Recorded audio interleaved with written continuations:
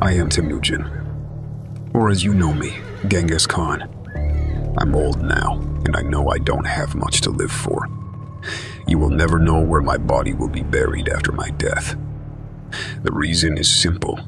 Things will not always go as well for the Mongols as they do today, and when that day comes, I will never let someone pee on my grave for revenge. Those present at my funeral will be killed, and my grave will disappear without a trace. But my deeds will always be remembered, of course. How do I know? Just as you did, not forget Alexander, who conquered quarter of the lands I conquered, in Rome, which ruled over only half of the geography I dominated. Of course, you will not forget me either. Oh, those were the days. It wasn't easy. Not at all.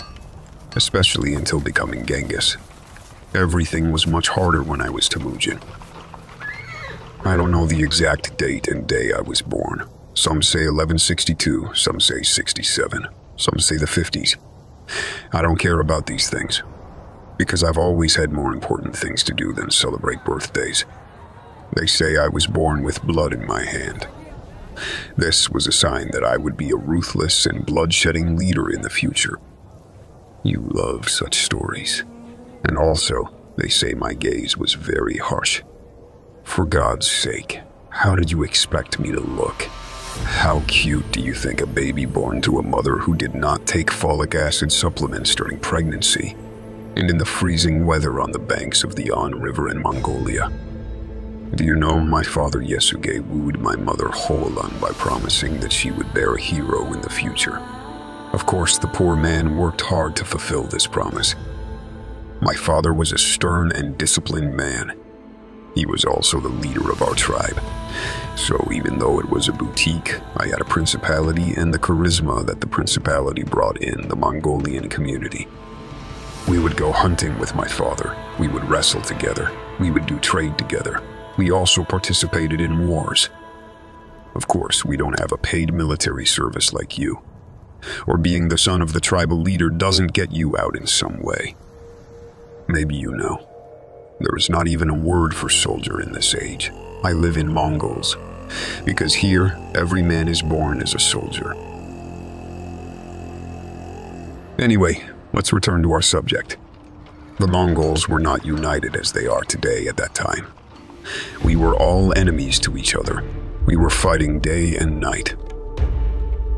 One day, those who could not kill my father, Yasuge, on the battlefield, eventually poisoned him treacherously.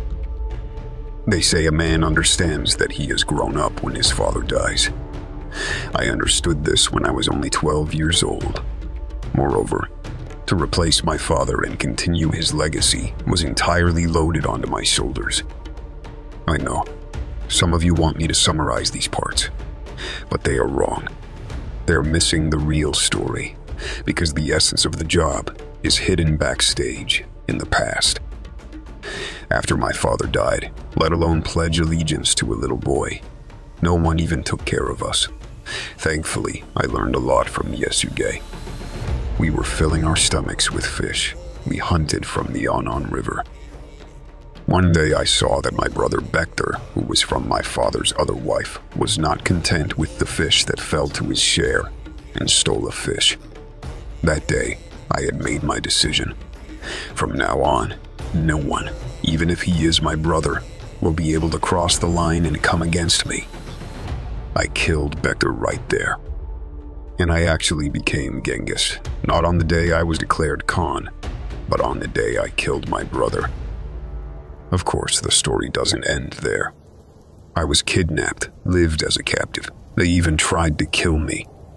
But they couldn't. They wouldn't be able to. And you know, in the end, they all realized that they couldn't get rid of me. They were aware of the truth now. The fate of the Mongols was in my hands. As time passed, wars gave way to agreements and alliances.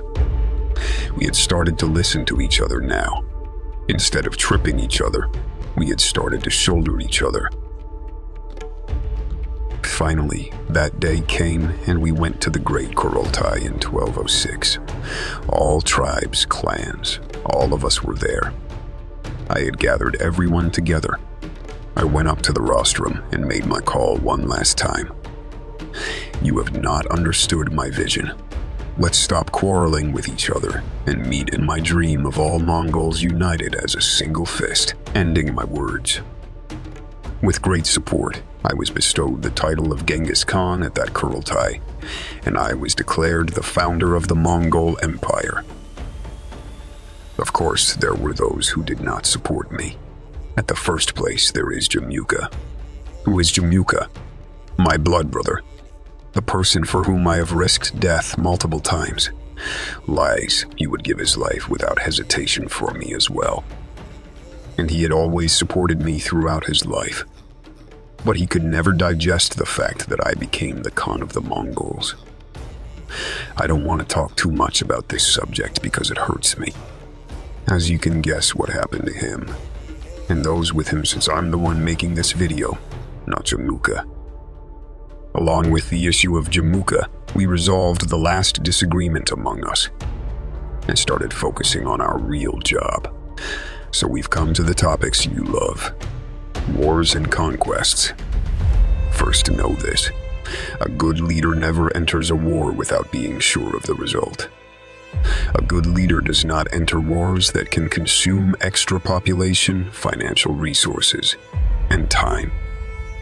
If you establish a solid structure in the state and within the army, if you work with the best in their business and establish a good hierarchical structure, and if you do not make mistakes in diplomacy, success in war is inevitable.